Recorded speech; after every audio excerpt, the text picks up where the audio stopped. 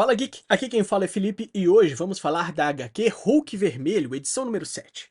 E se você gosta desse tipo de conteúdo e puder apoiar o canal se inscrevendo e dando like no vídeo, saiba que vai ajudar muito nesse trabalho. Vamos relembrar que na última HQ, vimos que o Hulk Vermelho, capturado e mantido em uma prisão secreta, lutava para escapar, enquanto Machine Man e Deathlock investigavam seu paradeiro.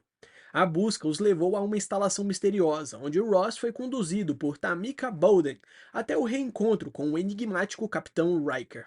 Lá, ele descobriu o Projeto Alpha, um programa de armas biológicas, e foi confrontado pelo temível War Wolf, marcando o início de um novo e perigoso confronto. Então, sem mais delongas, vamos para nossa HQ. No coração do Projeto Alpha, correntes se rompem e paredes cedem diante de uma força brutal. Ross, acorrentado, rasteja pelo chão, perseguido pela sombra ameaçadora do Warwolf. Olhos vermelhos, selvagens e impiedosos, encaram-no como se fosse o reflexo do seu próprio destino. Alguns tentam negar o monstro que carregam, outros são dominados por ele, mas há aqueles, como Ross, que o transformam em arma. O rugido selvagem de Warwolf ecoa, mas Ross, mesmo preso a um corpo envelhecido e acorrentado, não hesita. Com a força do instinto e a precisão de um soldado, ele crava a lâmina improvisada no torso da criatura, rasgando metal e carne em um golpe desesperado. Sangue jorra e o cheiro de ferro invade o ar. O Warwolf rosna, mas Ross encara a fera como um soldado que já enfrentou a morte inúmeras vezes. Ross não precisa ser o Hulk vermelho para lutar, assim como um soldado não precisa de um tanque, mas isso certamente torna as coisas mais fáceis. A criatura o ataque, sangue é cuspido e no fundo da sua mente a transformação pulsa. Tornar-se o Hulk é como abrir todas as portas e janelas de si mesmo e deixar o monstro sair. A dor e a falta de ar tomam conta, e Ross sente o oposto da liberdade do Hulk. É como se estivesse sendo amassado e comprimido até o nada.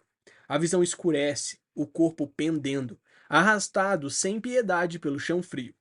Cada respiração é uma batalha, cada batida do coração mais distante. O Warwolf o conduz como um troféu para um destino incerto. Mais tarde, no núcleo do Projeto Alpha, Ross jaz preso a uma mesa cirúrgica, o corpo coberto por cabos e restrições. O laboratório pulsa com máquinas e luzes frias, enquanto um cientista, com um olhar calculista, observa seus sinais vitais. Ross, mesmo enfraquecido, cospe desafio. Ele pode ser espancado, privado de comida e trancado, mas ninguém dita suas ações. Riker corrige com frieza. Capitão Riker, lembrando-o de que sua patente foi retirada por recomendação dele. Riker se inclina com um sorriso cruel, lembrando Ross de que suas ações colocaram em risco um tratado global delicado, e o acusa de ordenar um ataque nuclear contra Lativéria. Ross cospe desprezo, chamando-o de traidor e lambe botas do Doutor Destino. A tensão explode quando Riker, com um simples toque, eleva os níveis de radiação gama ao máximo. Acorde, Ross. Esta é a nova ordem mundial, ele sussurra. A dor dilacera enquanto o corpo de Ross começa a se transformar, a pele queimando em um tom escarlate intenso. Riker, com um sorriso sádico, oferece um acordo: submeter-se voluntariamente a anos de experimentos isolados, e em troca de uma possível reinstalação de patente. Ele descreve, com frieza clínica, como irá atingir partes específicas de seu corpo com pulsos gama, estudando o Hulk vermelho pedaço por pedaço, osso por osso, órgão por órgão. Mas Ross explode em um rugido selvagem, deixando claro que nem mesmo a tortura o quebrará. Em uma estrada sinuosa da Virgínia, o ronco de um motor é seguido pelo som estridente de pneus e pelas sirenes ensurdecedoras da polícia. Machine Man mantém as mãos firmes no volante, enquanto Deathlock, ao lado, empunha uma arma, observando os carros se aproximarem. Vai fingir que eles não estão aí? Provoca.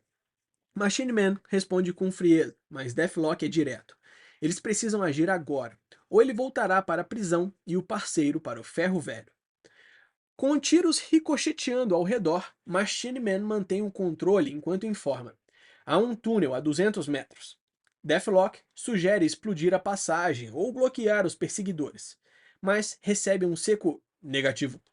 A velocidade aumenta, o motor rugindo sob o pé pesado de Machine Man. Deathlock insiste em neutralizar os pneus da viatura, mas a resposta é a mesma. Negativo. Seja qual for o plano, está todo na mente de Machine Man e envolve velocidade, precisão e nervos de aço. Deathlock então exige saber qual é o plano, mas Machine Man mantém o silêncio e pisa ainda mais fundo. O carro avança em alta velocidade, cortando a estrada até alcançar o túnel à frente. Com um movimento brusco, eles desviam, rompendo a barreira e saltando no vazio. O impacto contra as rochas explode em chamas e destroços, e um espetáculo de fogo e metal se apresenta. Enquanto os destroços do carro queimam, policiais assumem que a perseguição terminou em tragédia. Mas, no alto do túnel, Machine Man e Deathlock estão ilesos. Eles se soltam de sua posição oculta. O plano funcionou. Ao escapar do veículo antes da explosão, convenceram todos que eles estavam mortos. Podemos continuar nossa missão sem interrupções agora, afirma o Machine Man. Deathlock, apesar de preferir uma boa briga, aceita seguir. A voz de Bolden rompe a escuridão, chamando por Ross e pedindo que ele acorde. Lentamente, ele recobra a consciência, confuso e dolorido, perguntando há quanto tempo está desacordado. Foram quase 20 horas, sentindo-se como se tivesse sido atropelado por um tanque. Ross ouve a recomendação. Precisa de comida e líquidos. Bolden oferece ajuda para levantá-lo, lembrando de um incidente anterior com um toque de ironia. Bolden admite que Ross não está em condições de lutar, mas Ross a alerta para nunca subestimar o inimigo. Ele a acusa de cumplicidade com Riker, chamando-o de traidor. Mas ela devolve, lembrando que é Ross quem foi destituído da patente, acusado de traição, sem julgamento.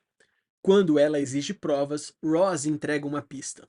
Uma sala segura no escritório de Riker, blindada contra interferências, onde ele guarda um artefato mágico que o conecta diretamente com Doom. Antes de sair, ela suaviza o tom e insiste para que Ross se alimente. De um penhasco, Machine Man e Deathlock observam a imponente instalação cercada por fumaça e concreto. Machine Man revela que, embora não listada oficialmente, as licenças e pagamentos do Departamento de Defesa indicam algo grande e com energia nuclear, provavelmente experimentos à base de radiação gama. Deathlock conclui: se nem o Hulk vermelho consegue escapar, entrar deve ser quase impossível. Eles analisam a necessidade de água para resfriar o reator, entendendo por que tais instalações ficam sempre próximas a grandes rios e lagos, como aquele diante deles. Diante da queda d'água que leva direto à usina, Deathlock reage incrédulo. Sério mesmo? Preferia algo mais direto, como arrebentar cercas e quebrar alguns crânios, mas Machine Man insiste. Os dutos de água estarão desprotegidos. Sem muitas opções, Deathlock se atira na correnteza, xingando e prometendo cobrar uma cerveja de Ross por essa. A missão continua, agora pelas águas geladas, que podem ser tanto um atalho quanto uma armadilha mortal. Preso à mesa, parcialmente transformado, Ross encara Riker com raiva contida, acusando-o de ter um plano obscuro. Entre espasmos de dor, ele força as palavras, dizendo saber exatamente o que está acontecendo. Riker, com sarcasmo, o provoca para que explique. Ross então revela ter visto outros experimentos, como os Homens-Tubarão, e acusa o cientista de tentar enxertar partes dele em outras criaturas. Ross, em meio à transformação completa, acusa Riker de querer criar um pelotão de Hulks vermelhos.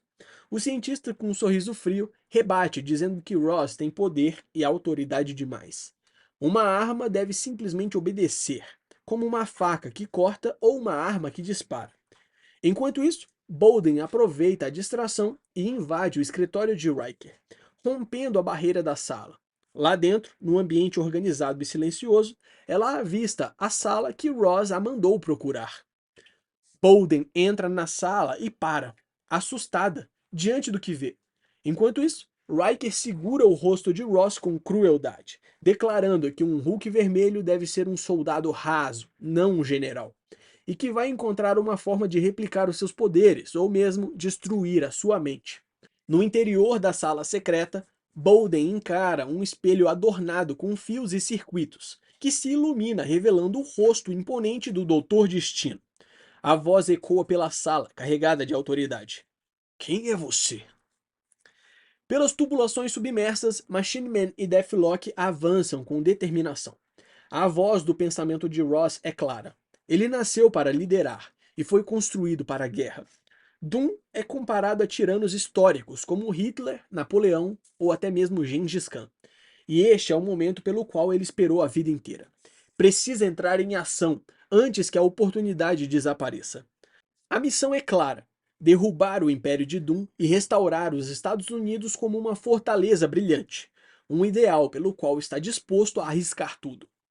Cercado por imponentes híbridos de tubarão humanoides, Machine Man e Deathlock encaram a ameaça subaquática. Os pensamentos de Ross continuam e revelam uma verdade difícil de admitir. Por mais forte que ele seja, ele não pode enfrentar essa guerra sozinho. Precisa de aliados. Precisa de soldados. Os predadores circulam, prontos para atacar, e a tensão anuncia que a próxima batalha será brutal. O destino de sua missão, e talvez de todos, dependerá de encontrar a ajuda certa antes que seja tarde demais. Essa foi uma pincelada da história da HQ Hulk Vermelho, edição número 7. Eu espero que você tenha gostado. Não esquece de deixar o seu like e se inscrever no canal para acompanhar de perto mais histórias como essa. Valeu!